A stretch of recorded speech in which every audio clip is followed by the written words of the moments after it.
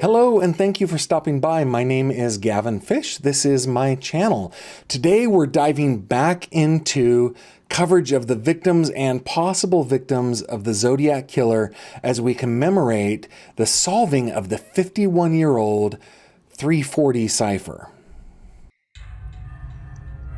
November 1969. Dan Williams begins receiving strange calls at his home in Martinez, California, which is a city south of Vallejo and Benicia in the East Bay part of the San Francisco Bay Area. The caller, who identified himself as the Zodiac Killer, began making calls to Mr. Williams on October 23rd, about 2 weeks after the murder of cab driver Paul Stine in Presidio Heights in San Francisco. Because of the timing, the newspapers were filled with stories about the infamous killer. It's unclear if Mr. Williams was taking the calls seriously. He told the press that he thought the man on the other end of the line was just a crank caller. Dan Williams is described as a young school teacher who worked at Salesian High School in Richmond, California, also a city in the East Bay. Salesian is a private Catholic school. Conspicuously missing in all of the news reports about this incident is a photo of Mr. Williams. I searched the Ancestry yearbook database and found a scanned-in yearbook from Salesian High School from 1970. In the faculty pages, there are 2 photos labeled as Mr. Dan Williams. To me, the gentlemen look like 2 completely different people, one much older than the other. So this is who I think is the Dan Williams we're talking about in this episode. Anyway, Mr. Williams had been getting strange calls from a man claiming to be the Zodiac Killer. He received at least 1 call from the man every 10 days. Sometimes, Mr. Williams said, the man would sob on the phone and complain of headaches.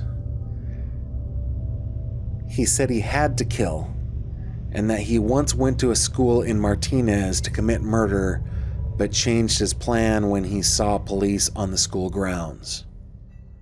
Quote, "I'm too smart for them," close quote, the man told Mr. Martinez.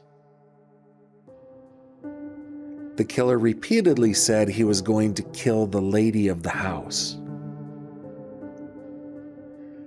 The final call came in on November 1st, a Sunday, early in the afternoon.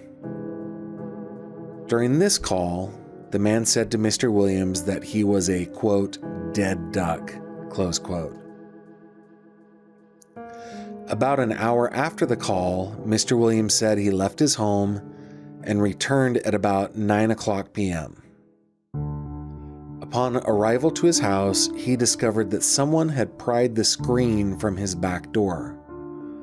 He called police, who came to investigate.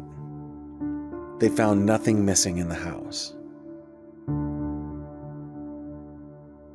Later that evening, Mr. Williams said he went to the kitchen and took a drink from an open soft drink bottle he had left in the fridge.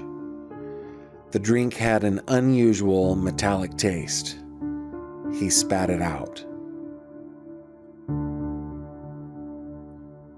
On November 7th, police announced that their laboratory had analyzed the soft drink and found that it contained enough arsenic to kill a person. But police said they were not convinced the poisoner was the Zodiac Killer. What do you think? Did the Zodiac try to kill Dan Martinez? Let me know your thoughts in the comments section. It's a major departure from using a knife and/or gun to using poison. And because of all the coverage of the Zodiac Killer in the papers at the time, I think there were copycats and imitators all over the place. So my opinion is this wasn't the Zodiac. It's still a mystery, though, that remains unsolved. Thank you very much for watching this video. If you liked what you saw, please subscribe to my channel. And if you have any comments or questions, please leave them below.